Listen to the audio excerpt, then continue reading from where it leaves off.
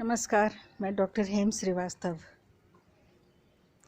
क्या लॉकडाउन का क्लाइमेट पर कोई असर पड़ेगा या एनवायरनमेंट पर कोई असर पड़ेगा?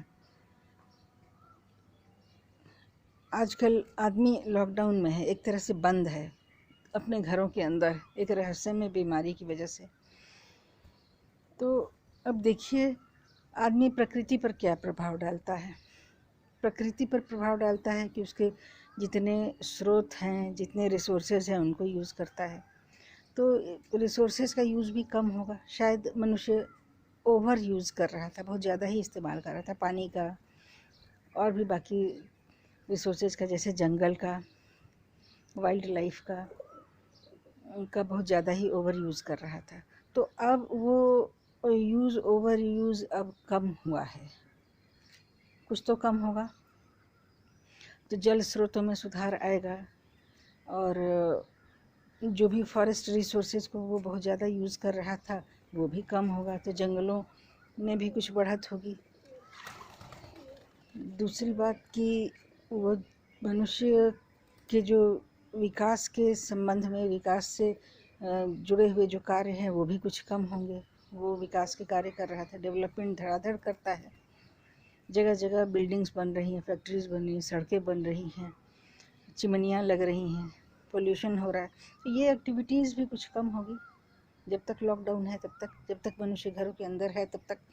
तो कम होने के कारण प्रदूषण भी कम होगा, हवा भी साफ़ और ताजगी भरी होगी। हवा में कार्बन डाइऑक्साइड, मोनोऑक्साइड, फास्फोरस की ऑक्साइड, नाइट्रोजनस ऑक्साइड, ये ऑक्साइड, सल्फाइड, क्लोराइड और भी बड़े बड़े मॉलिक्यूल्स जिनसे कि धुंध जैसा छा जाता है, सिनर्जिज़म होता है, एटमॉस्फेयर में सिनर्जिज़म होता है, वो भी कम होगा। इसका मतलब है कि ले दे करके हवा भी कुछ शुद्ध होगी, और शुद्ध हवा पा करके वनस्पतियों की बढ़त होती है।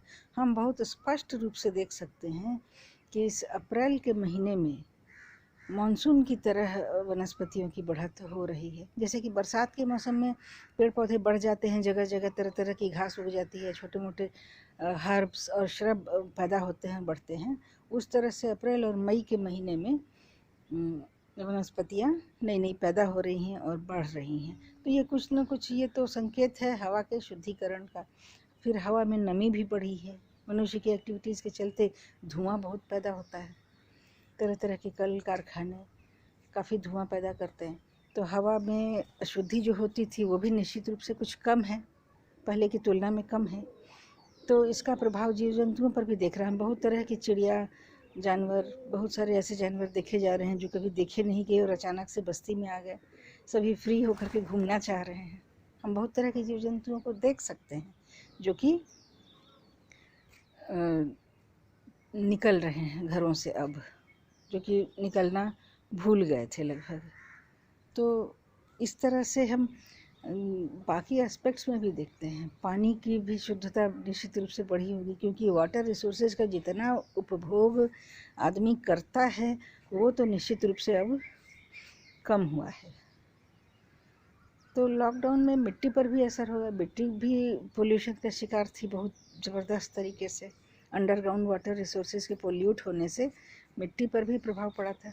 और जो भूजल है, भूजल के संबंध में भी हम सोच सकते हैं कि भूजल का जितना ज़्यादा उपयोग हो रहा था उसमें भी कुछ कमी आई होगी, क्योंकि अभी मनुष्य अभी कम से कम भारत देश में हम देख सकते हैं कि जो अपने उपभोग के लिए जितना जल चाहिए, मनुष्य उतने से अब काम चलाने को विवश हो गया है। तो सिर्फ व्यक्तिगत उपभोग के लिए ही उसको अब जल चाहिए, जब तक कि ये वायरस ने लॉकडाउन करवा रखा है तब तक।